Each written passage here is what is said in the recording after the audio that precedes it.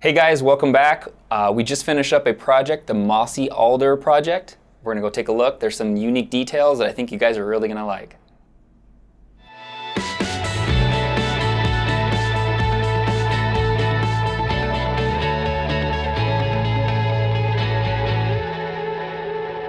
So the kitchen just got done and a little different than what it used to be. The wall was right here and there was another wall that went straight in here. So the kitchen literally was just this area. So we opened up the space here, added a beam across and another beam support the load of the roof. We came up with this layout, not really nice, but I want to show you a couple details that think's really slick. So first off, we got this awesome green backsplash that ties in really nicely. This is Alder with a walnut stain.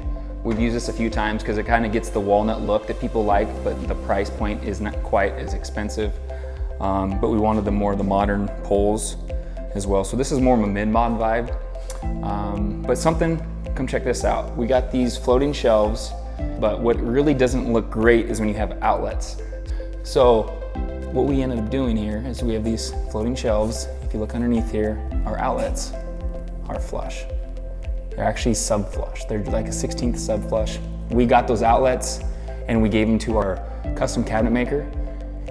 And he mortised this out, make it nice and tight. So it's slick. When you're looking back from here, you don't see it, but yet you have the plugins here, here, and then also on this side. So you got an outlet there, and then you got this nice looking backsplash that has no breaks in it. So really slick. We did the Thermador cooktop here, hood, tile all the way up, which is, your standard is you kind of do a backsplash at 18 inches up, but we took on this project all the way up. So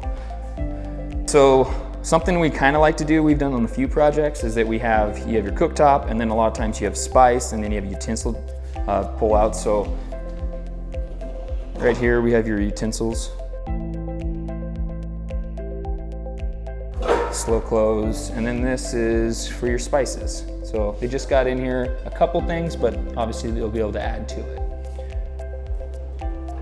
And then this was a little add-on we did here. They wanted like a desk for a catch-all when they come in, but it looks really good. So we had the same molding here in a 1x material to match the cabinetry. And then they wanted a charging station, so we had that as well. So. Oh, another thing we ended up doing here is the window location. It was our boo-boo on this, is that the window measurement we first had was about 6 inches over.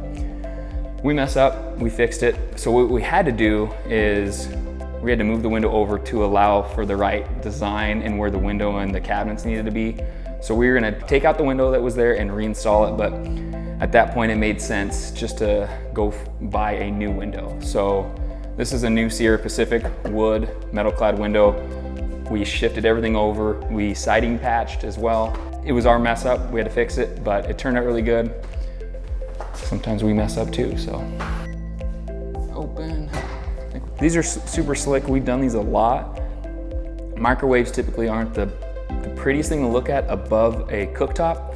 We'd rather have a hood, and then also a hood works a lot better. It pulls the air out like it should. A micro vent just doesn't have that same capability.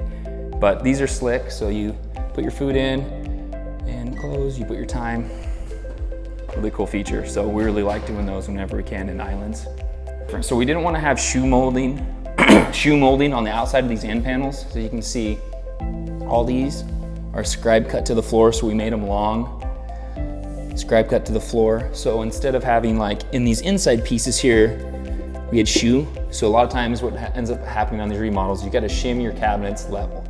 And then you got to run shoe around everything to hide the unlevelness of the floors. So if you look here, this is what you call the shoe that's square. So we add that after we add the end panel. And we don't want this shoe to go around the end panel here because it just doesn't look as good. So we have these end panels made long, and then we scribe cut to the floor. Everything slow close.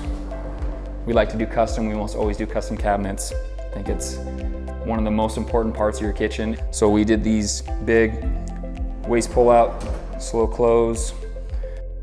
And then we did a lot of drawers in these ones. So check this out. So they're gonna do their dishes in here. since there's not a ton of upper cabinets. And then you have this peg system. You can adjust these however you need to, so your bowls, so you can take all these out, you can add them however, so these are all the pegs. Went really well. North side project here is all wrapped up. Just the little details, I think, is what really sets certain projects apart. So this turned out really great, and now we're gonna head up to my lot for my own personal build, and we'll see you next time.